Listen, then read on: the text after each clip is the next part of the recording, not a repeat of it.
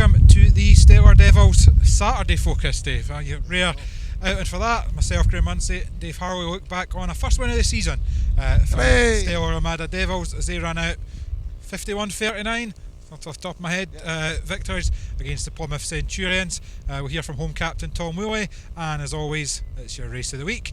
This week it's a Heat 13 effort, a cracking effort by Lee Compline. But Dave, we kind of spoke about it a little bit in the preview show, didn't we, that if the Devils were going to win a match this season, it was going to be now or never. Plymouth have only won one match themselves so far. A few injuries and etc. on the Plymouth team, so this was the one to target for the Devils, and the boys stuck to the task and did their job well.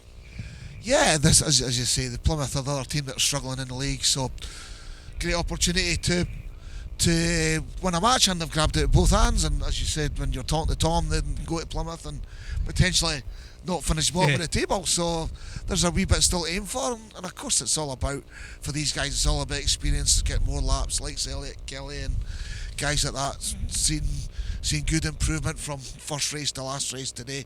That's what this is all about, and brilliant to break that duck, get the win, and they'll be able to come with a smile on their face next time. That's it, it does make a difference, and you kind of mentioned it there, it was a solid team effort. I mean, Lee Compline led the way points wise with 12, but well backed up. Tom Woolley was 11, and I think was only beaten by Kyle Bickley on the day.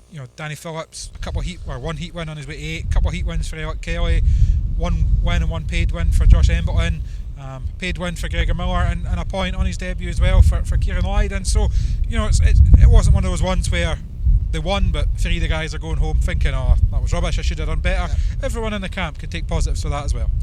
Yeah, definitely. And as you say, even though young Kieran didn't score very many, he was right on the pace, on the back of the guy in front, chasing hard and really working hard. And that's what we want to see. But the Lee Compline's move that we'll see in Heat 13 is absolutely brilliant. Yep. You can see him trying. He's team riding Josh Embleton to points as well, and telling them where to go, and excellent with that, and Gregor picking up a few points and a good paid win in his Heat 14. So yeah, positives for them all, and as I say, a win, and yeah, it's nice to report that on a very windy Saturday afternoon here. Yeah, we at Worcester here, so if you ever see us grimacing, we're getting battered with dust and wind and stuff. My hood was blown up earlier and the camera moved. Some would say it would never look better because the camera was pointing the other way. Over there. But one man that was definitely happy with his team's work today was the home captain, Tom Woolley. If we flip over to the other side of the pits, then a tough one for Plymouth. There, as we say, they're down towards the bottom end with Armadale, but well led by Kyle Bickley. You can't get much more than 17 for 6 rides for a guest away from home. You can get one more, but that's why I said you can't get much more. I didn't say you can't get any more. Well backed up by Rhys Naylor, who for me was probably a surprise packet, a guy I don't know too much about. 10 from 5 rides, and probably if I was being, some would maybe say harsh, but if I was being critical, maybe constructively of the Plymouth team management, I do wonder why he never had 7. There was chances with rider replacement rides, with Richard Andrews sadly not making it, to put him in and against some of the Monarchs reserves and second strings in earlier heats, and who knows, that might have made the difference between 0 points and 1 point, or maybe even 2 for Plymouth. But I don't know if maybe they were just looking at the fact, of course they ride at Berwick Saturday night as well, so asking man and machine to do 14 rides over the 2 would maybe have been a bit much, who knows. But for me that was maybe a wee sort of chance lost from Plymouth's point of view. Yeah, they came with their backs to the wall, obviously missing a couple of key riders. Their big signing, Adam Roynan's unfortunate racing at Scunthorpe today. Scunthorpe, at Leicester. For Scunthorpe, yes, well done. And Sam McGurk, who's come in, has failed to score from 5 rides, and I agree with you.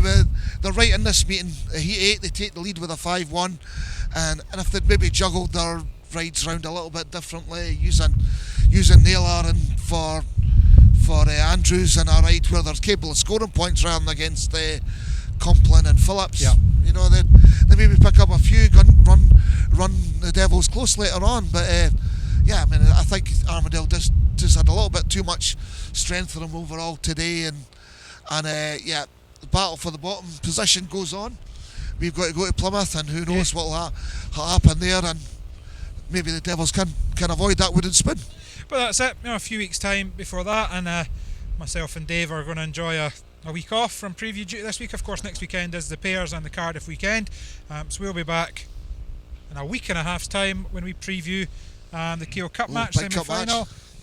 Red car visits Armadale. Before that, though, of course, we always leave you with Heat of the Day, and this time it was Heat 13, and an excellent effort by Lee Complin as he gets the better of Kyle Bickley. Lee Complin inside. Gate 1, Gate 2 is Kyle Bickley. Danny Phillips is coming around for Gate 3, and we have David Abraham coming in.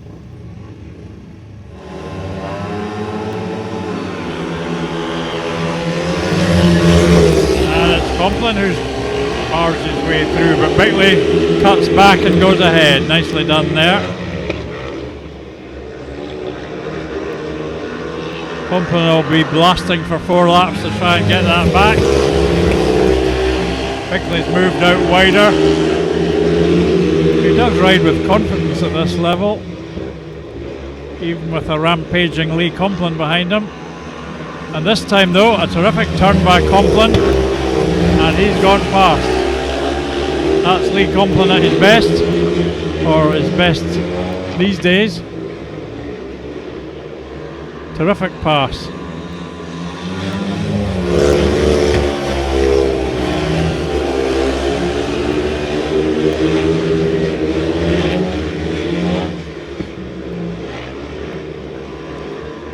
Great win by Lee Complin. Kyle Bickley beaten at last, and the Devils moving into an 8-point advantage with 2 races to go. They're nearly over the line.